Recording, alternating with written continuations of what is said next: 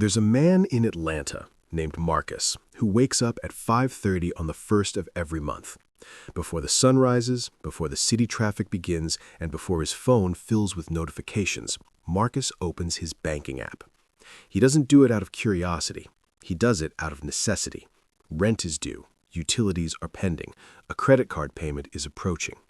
By the time his paycheck arrives, most of it already belongs to someone else. Marcus isn't reckless with money. He doesn't live extravagantly. He works full-time, drives a modest car, and avoids unnecessary expenses. Yet, every month feels like a race he's already losing.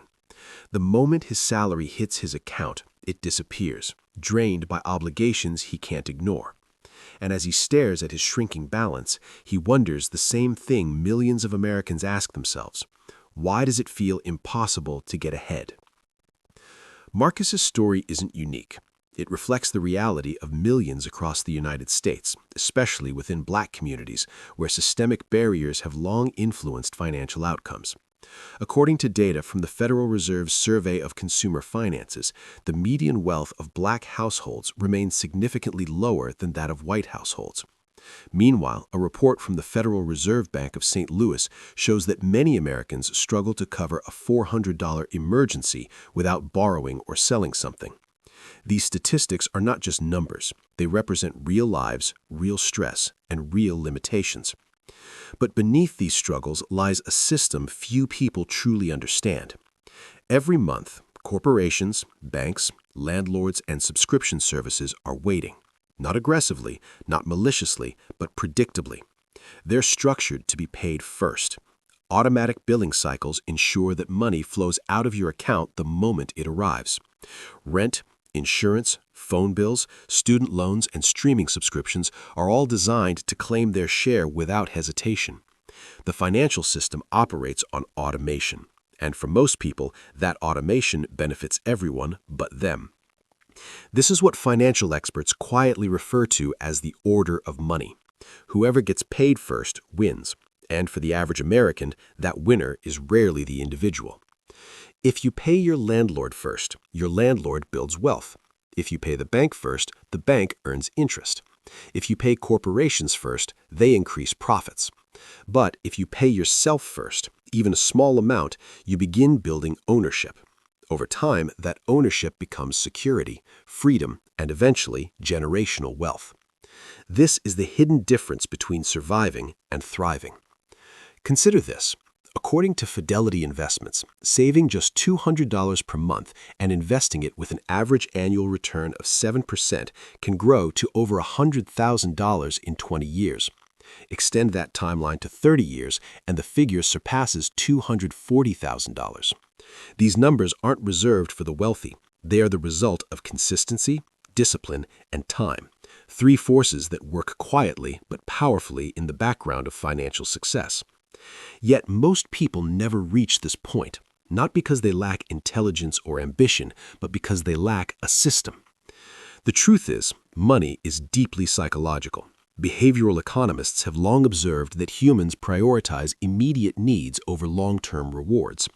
This concept, known as present bias, explains why people tend to spend today rather than save for tomorrow. When bills are due and responsibilities feel urgent, saving can seem like a luxury. It's not a sign of irresponsibility, it's human nature. There's also the emotional weight of financial stress. Growing up in environments where money is scarce can create what psychologists call a scarcity mindset. This mindset encourages survival rather than strategy, pushing individuals to focus on today's problems instead of tomorrow's opportunities. For many Black Americans, this reality is shaped by historical and systemic inequalities that have limited access to wealth-building tools for generations. But here's the powerful truth. While you may not control the system, you can control your routine within it. And that's where everything begins to change. The wealthiest individuals and financially secure households share a simple habit. They treat saving and investing as their first bill, not their last. They automate their financial goals before life has the chance to interfere. This isn't about earning more money. It's about directing the money you already earn. So what should you do at the start of every month in 2026?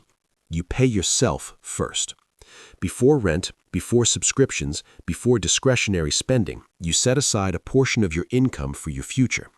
Even if it's just 5% or 10%, the act itself shifts your financial trajectory. You build an emergency fund, you contribute to a retirement account like a 401k or IRA, you invest in low-cost index funds, and you automate the process so consistency replaces willpower. This is not a get-rich-quick strategy. It's something far more powerful, a get-wealthy-slowly system.